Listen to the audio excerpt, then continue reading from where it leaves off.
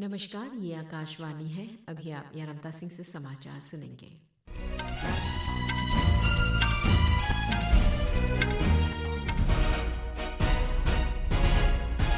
पहले मुख्य समाचार। एक ही नंबर के दो मतदाता फोटो पहचान पत्र का अर्थ यह नहीं कि पहचान पत्र फर्जी है। निर्वाचन आयोग। जल विश्व की चौथी सबसे बड़ी अर्थव्यवस्था बन जाएगा भारत। जगदीप धनखड़। पूरे देश से 12 अलग अलग मामलों में 29 मादक पदार्थ तस्करों को अदालत ने दोषी ठहराया। अमित शाह।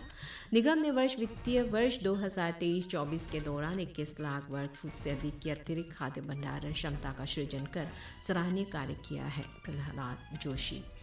पूरे देश में रमजान का पवित्र महीना आज से शुरू। प्रधानमंत्री मोदी ने रमजान के पवित्र महीने की शुरुआत के अवसर पर लोगों को दी शुभकामनाएं। भारत के आर प्रज्ञानंदा ने चेक गणराज्य में प्राग मास्टर्स शतरंज टूर्नामेंट में जर्मनी के विंसेंट कीमर को हराकर अपनी लगातार दूसरी जीत हासिल की। अब समाचार विस्तार से।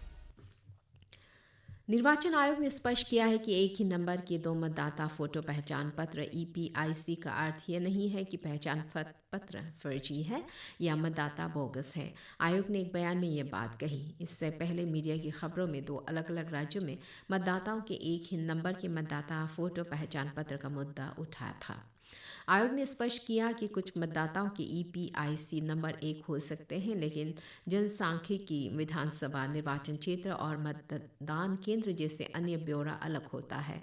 निर्वाचन आयोग ने कहा कि मतदाता जिस राज्य या केंद्र शासित प्रदेश की मतदाता सूची में नामांकित है, वहां वो अपने निर्वाचन क्षेत्र में निर्धारित मतदान केंद्र पर ही वोट डाल सकता है। इसके अलावा मतदाता कहीं और वोट नहीं डाल सकता।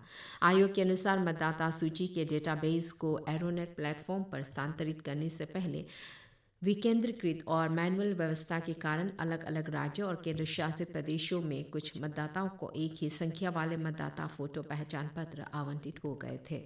निर्वाचन आयोग ने यह भी स्पष्ट किया कि किसी भी आशंका को दूर करने के लिए पंजीकृत मतदाताओं को विशिष्ट EPIC नंबर आवंटित करने का निर्णय लिया गया है। डुप्लीकेट EPIC नंबर के मामले में विशिष्ट EPIC नंबर प्रदान किया जाएगा। प्रधानमंत्री नरेंद्र मोदी अपने गुजरात यात्रा के दौरान आज जामनगर जिले के पशु राहत और पुनर्वास केंद्र वनतारा गए। वनतारा लगभग 3000 एकड़ क्षेत्र में फैला पशु बचाव, संरक्षण और पुनर्वास केंद्र है। प्रधानमंत्री आज बाद में सोमनाथ मंदिर में पूजा अर्चना करेंगे। श्री मोदी गिर नेशनल पार्क के मुख्यालय शासन जाएंगे और श्री सोमनाथ न्यास की बैठक की अध्यक्षता करेंगे। यह न्यास विश्व प्रसिद्ध सोमनाथ मंदिर का प्रबंधन संभालता है। प्रधानमंत्री कल एशियाई शेरों के निवास स्थल गिर नेशनल पार्क में जंगल सफारी पर निकलेंगे।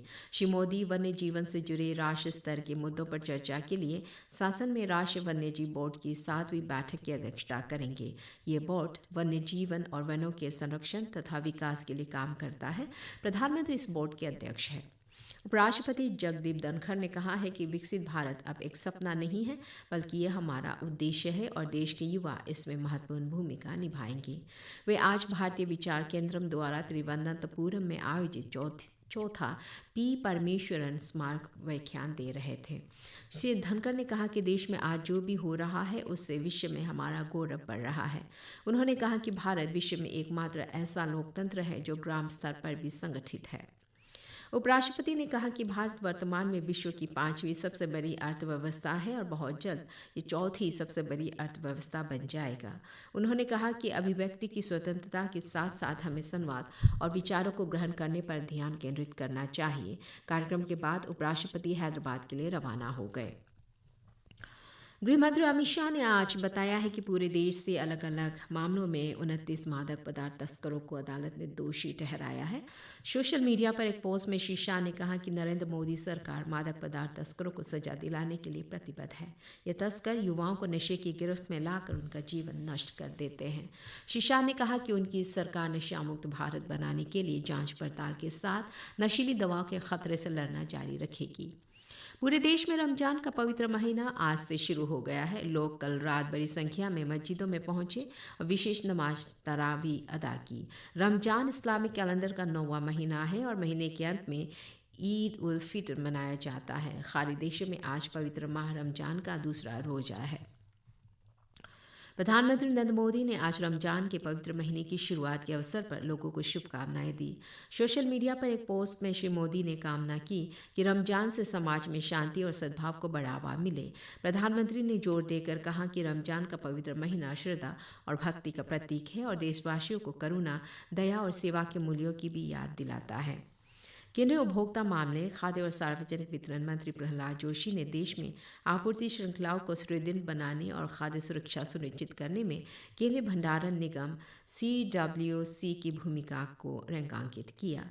केंद्रीय भंडारण निगम के 69वें स्थापना दिवस पर नई दिल्ली में अपने वीडियो संदेश में श्री जोशी ने कहा कि निगम ने वित्तीय वर्ष 2022-23 के दौरान 21 लाख वर्ग फुट से अधिक की अतिरिक्त खाद्य भंडारण क्षमता का सृजन कर सराहनीय कार्य किया है। उन्होंने कहा कि केंद्रीय भंडारण निगम की दालों, कपास और मूंगफली के भंडारण, परिचालन और धुलाई के माध्यम से प्रधानमंत्री गरीब कल्याण योजना और प्रधानमंत्री अन्नदाता आय संरक्षण अभियान के सफल कार्यान्वयन में महत्वपूर्ण भूमिका है। उपभोक्ता मामले, खाद्य और सार्वजनिक वितरण राज्य मंत्री BL वर्मा और नीमूबेन जयंतीबाई भाम्बनिया भी इस अवसर पर उपस्थित थे। देश के सकल वस्तु एवं सेवा कर GST संग्रहण इस वर्ष फरवरी में पिछले साल के इसी महीने की तुलना में 9.1% बढ़कर 1,84,000 करोड़ रुपये हो गया। फरवरी लगातार 12वां महीना है जब 1,70,000 करोड़ रुपये से अधिक GST का संग्रहण हुआ है।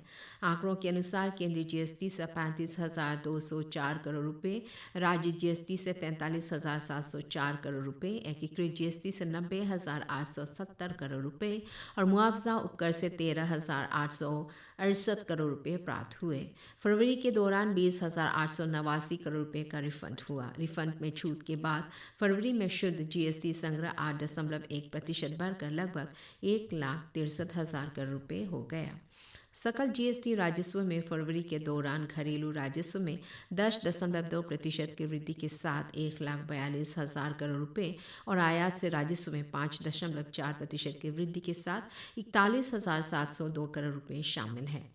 पिछले वर्ष फरवरी में सकल GST राजस्व संग्रहण 1,68,000 करोड़ था। इस साल जनवरी में GST कलेक्शन सालाना 12.3% के उछाल के साथ 1,96,000 करोड़ रुपये रहा।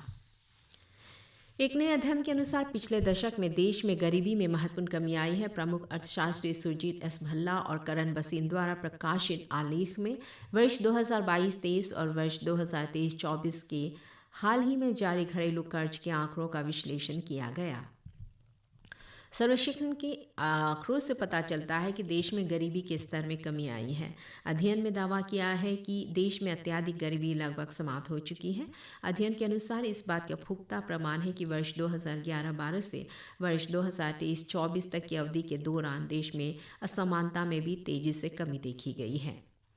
उत्तराखंड में चमोली के मणा गांव के पास हुए हिमस्खलन में बचाव दल को आज एक और शव मिला, जिससे मृतकों की संख्या 5 हो गई है। हिमस्खलन में फंसे बाकी 3 मजदूरों को बचाने के लिए अभियान जारी है।